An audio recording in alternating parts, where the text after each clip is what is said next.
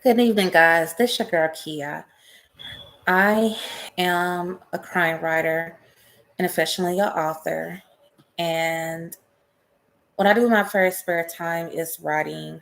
And I'm currently in school and taking APA, American Association of Criminal Psychology. And I wanted to share some things that I study about murderers. What caused people to commit such despicable acts against one another. And I want to share some thoughts into this. It's mainly about different characteristics and all different high profile murderers, people that rape, molest children, uh, murder multiple people for no apparent reason. Um, Before I get into that, I do want to say that I have been diagnosed with posterior fossa lesion known as meningioma. Is mainly of I'm in stage grade one,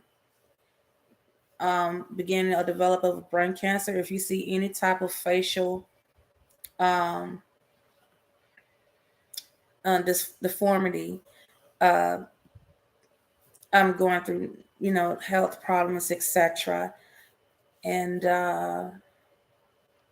as of right now, until I get um, undergo surgery and go radiation, that's when everything be back to normal with me. And I do apologize about my speech impairment, but I'm getting there.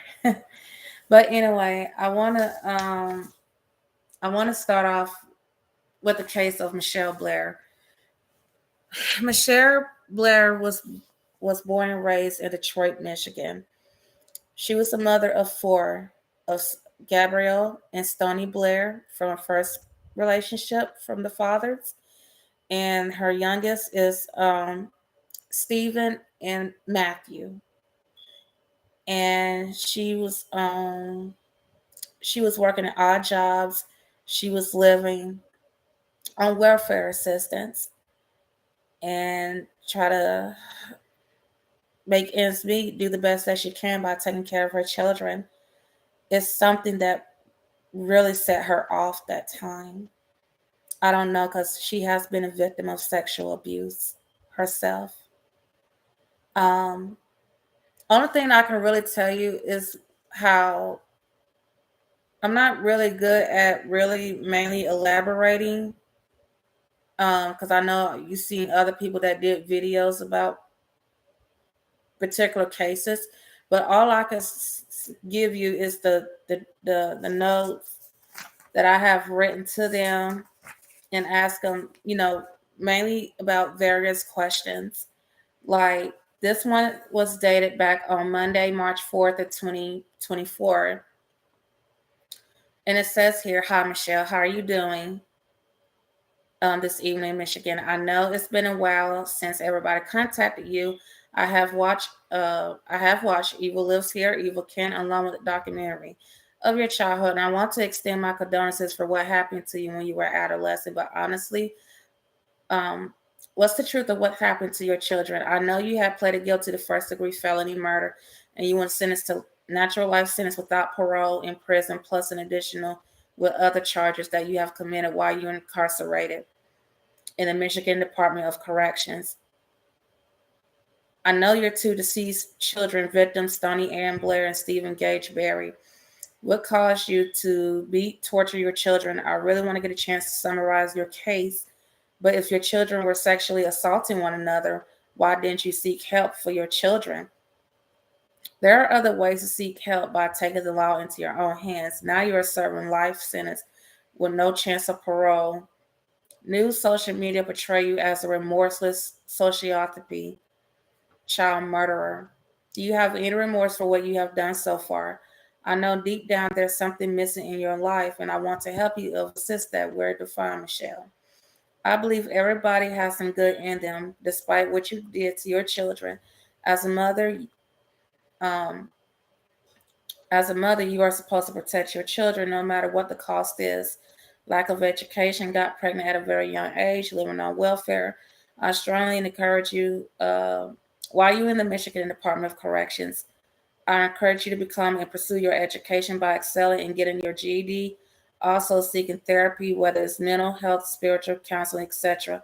I don't know what your religion's beliefs are, but get down on your knees and ask God forgiveness for your sins and my heart actually hurting for the children are the main victims in this case. But at the same time, you have a responsibility to look out and care for all your 4 children. But I don't know what caused you to turn out to be a villain. Monster. I want to share some negative and positive um, with you and suddenly study the words regarding your personality and what led you to be confined in a prison cell today. Should be out here enjoying freedom and raising your children and having a successful career, but everybody has their own lives to live. I guess Honorable Dana Hathaway was very emotional while handing down your sentence, but she couldn't even have said it any better. You were sentenced back in 2015, which was 9 years ago. And there's things that are mainly describable that I chose not to share on here. But I do wish her the best of endeavors because she's going to need all the psychiatric help and psychotherapy that she needs. My heart really goes out to Gabrielle and little Matthew. I couldn't imagine being in that household with no protection, being abused, neglected, mistreated. I can't imagine. So hopefully Miss Blair comes in the realization of terms that she has some type of remorse and she does take accountability and responsibility for her actions. But I believe somewhere deep down that she's really remorseful for what she has done in this case. So there's really nothing else that I can add to Miss Michelle Blair. I just hope that she continued to receive the mental health treatment while she incarcerating or serving her sentence in the Michigan Department of Corrections. The next I want to go to is Vernon McLean.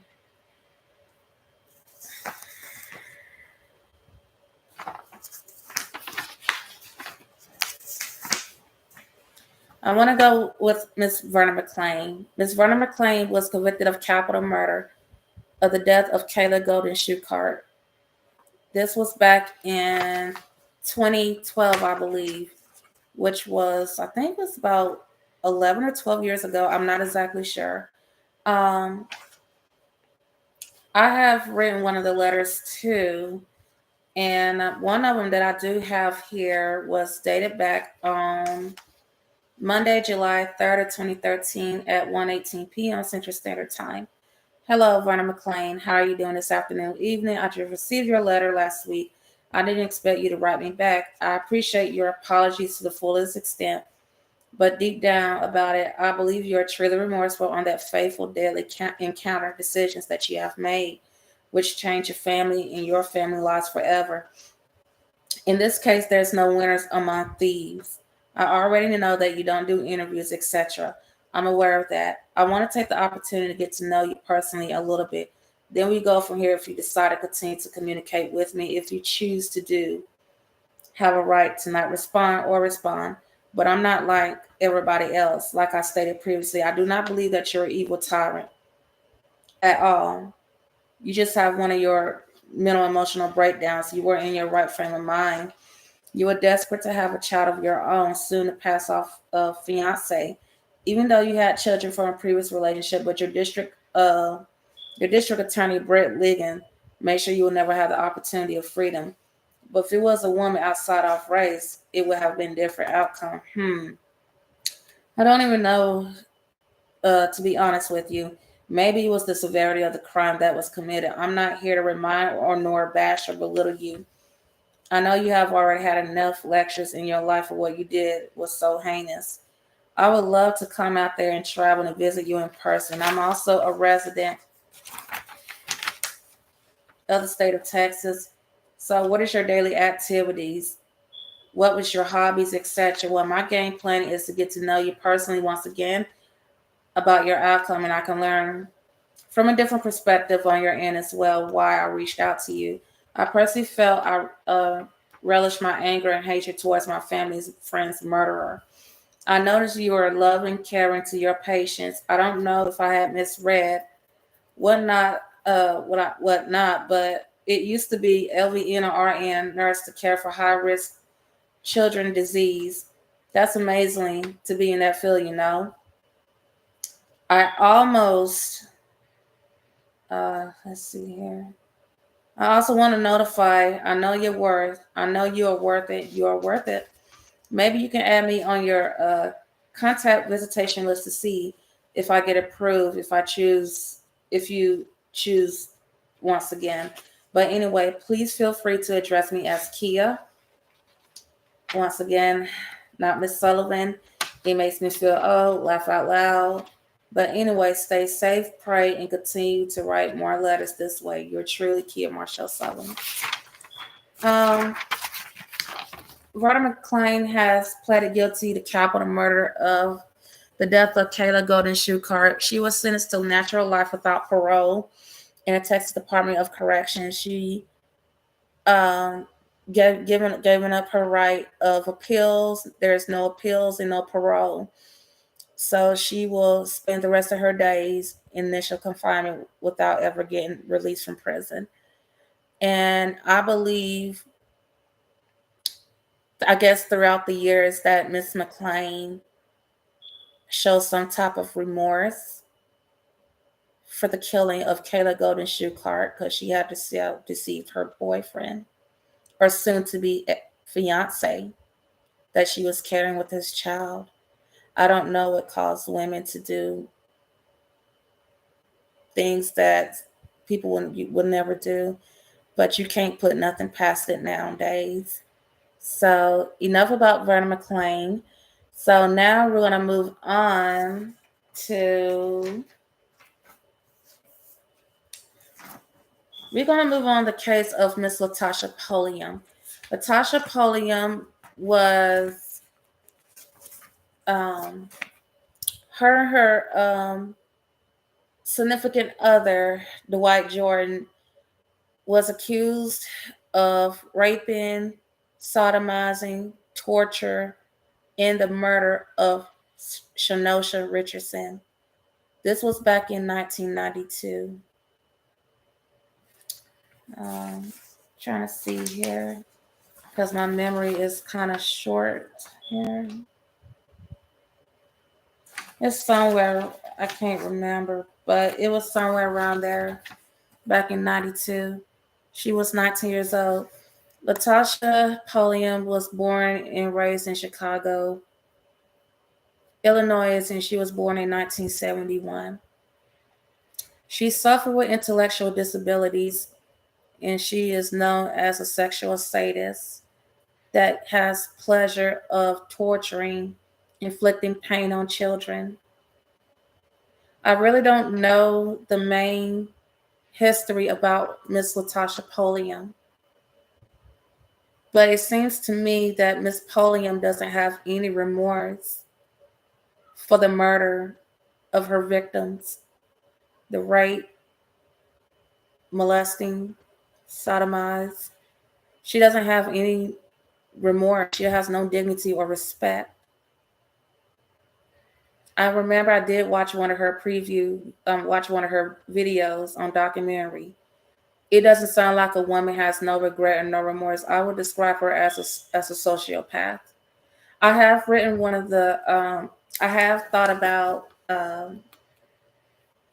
what I have did here mainly is regarding about what I thought about her. I think I have.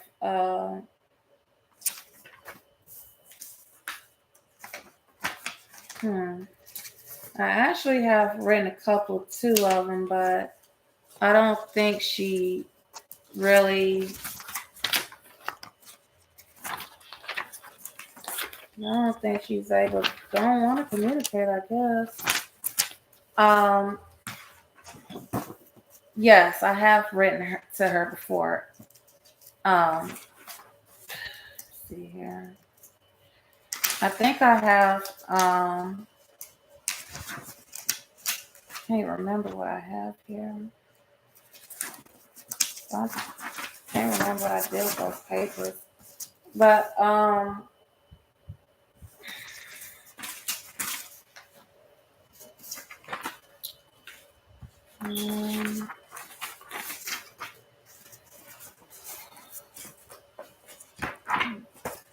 I think I also have it on my phone. The first letter that I have written to her was Tuesday, November 7th of 2017, which was 7 years ago. This was at 6:31 a.m. Eastern Standard Time. Dear Miss Polium, I'm writing this letter indicating that you are currently serving life without parole for first-degree premeditated murder, other rape and torture and sodomy, etc. Is this accurate? I'm so hardened and broken about this crime you committed. You and your co-defendant, Mr. Jordan,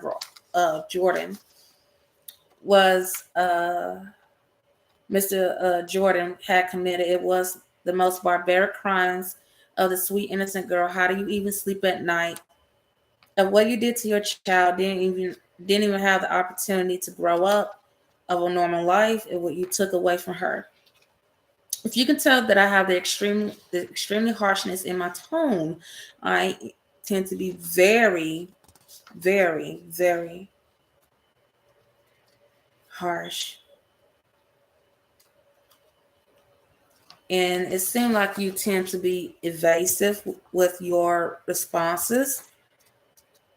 God, I can't even make you feel horrible about yourself. You are a disgusting predator just to be a female dog. What satisfaction do you get in pleasure of molesting children? Can you honestly answer that, Latasha? Honestly, you was diagnosed with severely mental disorder of sexual sadism. Wow. I think you are an evil person in disguise. You deserve to be locked up for the rest of your natural pathetic life. You're just an inmate number, not Latasha Polium. You will ever be forgotten dust in the wind. I'm not a hateful person either. It really pisses me off that you're not acknowledging or taking responsibility for your actions. There is no justification, period, for what you did. You was living in this fantasy land of world of yours. I did read your profile and I did some research um, about your early childhood. It appears that you grew up in a chaotic home, horrible upbringing, horrible upbringing. Your mother and several boyfriends and family members sexually assaulting you when you were just an infant, continuously escalated to rape, and you were being victimized, but abusers become victimizers. You feel powerful instead of helpless. When you reach majority of age, your mother started pimping you out for money, possible drugs, right? It saddens me to death in my heart. I know I was pretty adamant of the statement of I said here. Um, but I was wrong. You know right from wrong. Despite your limitation of mental disabilities, right from wrong, there is no excuse for what you did. Mr. Dwight Jordan is a piece of garbage. He is too a sexual sadist. He passed away back in prison. He needs to burn in hell. At one point, he was a convicted child molester, right? Why did you back away? I mean, this guy's bad news. You're bad news too. I think you both deserve each other.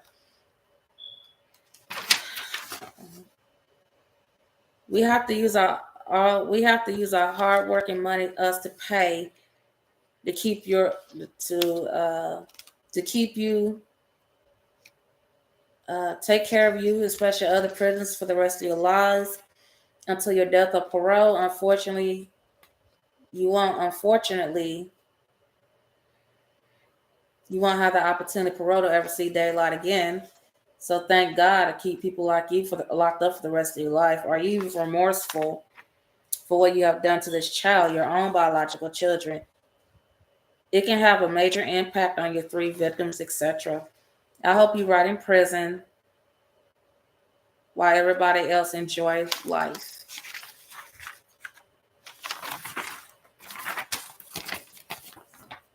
So that was a letter that I have written back in 2017, but I really personally felt here that when you write, it's like I guess several years later you go back and you remember what you said, then it's like, oh, this sounds retarded. But I don't know. Here, I am. Matter of fact, let me see here. I know I got it here. Let me look for Latasha Polian because I also wrote. I think I have. I think it's on my Google document. I'm trying to see here. Um, let's see, Latasha Polian.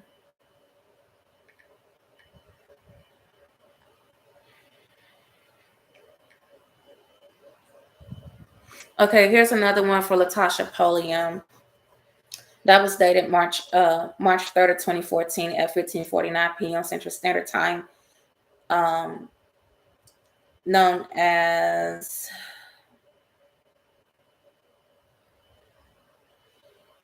3:49. Hi Latasha, how are you doing this afternoon in Illinois?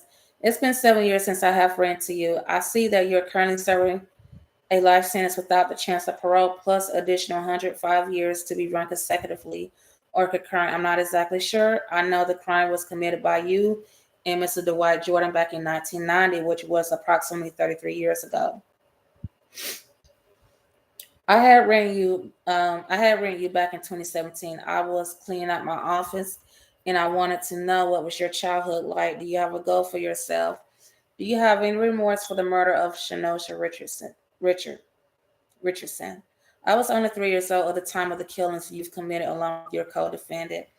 On Facebook, Elite D's, the entire public universe thinks that you are truly a monster.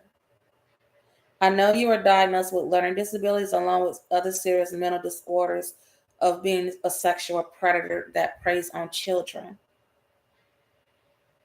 What caused you to turn out to be a villain? I do want to make a different approach about this. I realized that I didn't act with dignity and respect. I was very pissed off, but you were taken off for death row due to your low IQ scores. But that doesn't excuse why you commit such an atrocious crime. It was callous. It is one word I can actually describe. I believe you can overcome your challenges in life. I strongly encourage you while you are serving your life sentences plus an additional century. You should try to enroll in GED classes, programs, take sex offender classes so you won't reoffend. You've been in prison since 1994, so now it's year 2024. You've been incarcerated since November 4th of 1994. That's 30 years. Illinois Department of Corrections. You threw your whole life away for nothing. I want I want to share both negative and positive meaning of the name of Latasha. Along with your personality, only God knows what happened on that awful, deadly encounter day. I don't even know if you have a relationship with your own biological children. I know it's a lot of people despise you. It's really mind boggling. You are still not taking responsibility for your actions. And I did mainly sent that to her along with Latasha is a motor American's girl name, but combines that prefix of law with Latasha. It's a foreign name of Natasha, which comes from a Latin word of meaning birthday. Latasha can be interpreted as born as Christmas Day. While I want to get in the mind of a predator. which cause to turn out to be. Well, I guess I conclude this conversation. I wish you nothing but the best of endeavors in the Illinois Department of Corrections for life without parole, plus of 105 years. God mercy on your soul, Miss Latasha Polian. So ever since I will never get a chance to talk to them because maybe they're don't do interviews or maybe they're in constant they, I don't know what caused people to do what they do. You know, life is all about choices. But I don't believe for a second that she was born to kill. I think I don't believe she was born evil, but I think she was misguided and it turned her out to be a villain monstrous of a predator. So she is serving life without parole plus 105 years to be run consecutively, I believe. So she will never ever see the daylight ever again. The last case I want to really want to mainly discuss is about the Shanda Vander Ark case. I know everybody has been talking about the Shanda Vander Ark case. This is a woman that came from Oklahoma. She moved her and her family to Shore, Michigan. I believe she lost custody of the children, and her ex-husband had taken custody of the children. She was ordered to pay child support, and she's behind $50,000 or more in back child support. So I don't know what was the mainly cause of her to be starved and tortured little Timothy Ferguson. He was a young child with special needs, and he was only 15 years old when he passed away. I want to enlighten you and share some of the stuff that is just so disturbing that I don't even want to post on this video. Only thing that I can say and what I wrote in my of what I think about this woman. I despise people like that. I despise people like that. So here is what I have wrote to her. Thursday, February 29th of 2024, 7:10 a.m. Central Standard Time. Hello, Miss Shanna Vander Ark. How are you doing this morning in Michigan? Let me introduce myself. My name is Kia Marshall Sullivan. I am a writer and crime writer. I see that you were convicted of first-degree felony murder in the death of your special needs child, Timothy Ferguson. He was 15 years old when he passed away in your hands, along with your partner in crime, Paul Ferguson. You are currently serving You are currently serving a sentence of natural life without parole, plus 150 years for the child abuse for the first degree sentences are to be running consecutively. You will spend the rest of your days in solitary confinement, locked in a cell 23 hours a day, 7 days a week, and 365 days a year. The Honorable Matthew Casel has given you his word of his own. What you did to your children are despicable. What caused you to mistreat your children, especially your son that suffered with special needs? I had watched your first degree murder trial along with you testifying. It seems to me you didn't have any remorse or regret.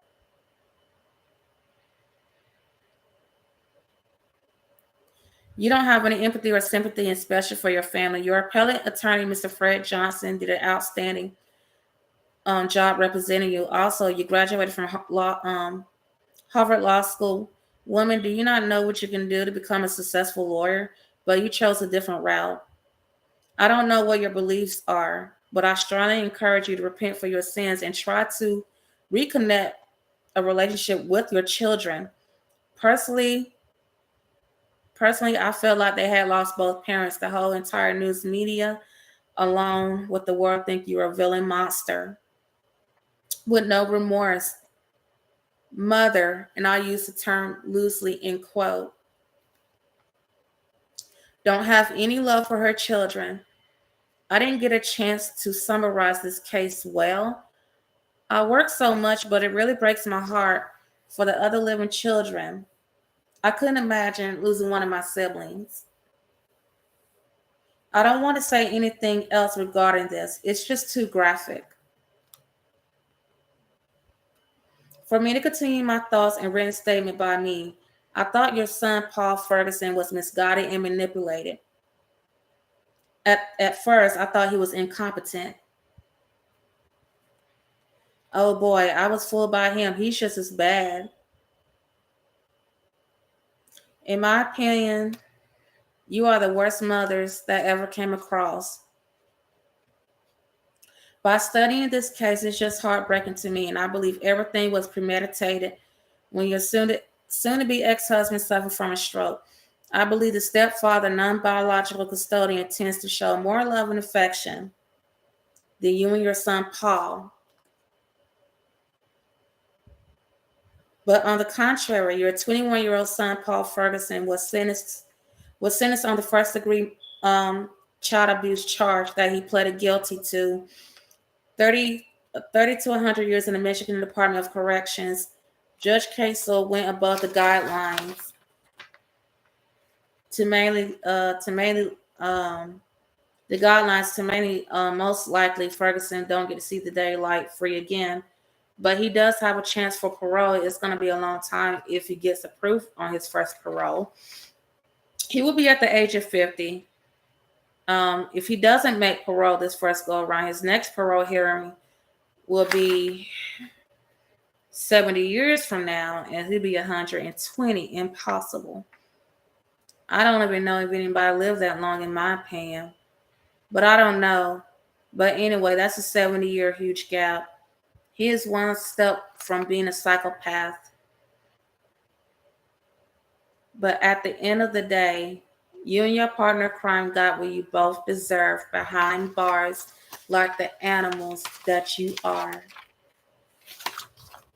So I think this will mainly conclude about these murderers.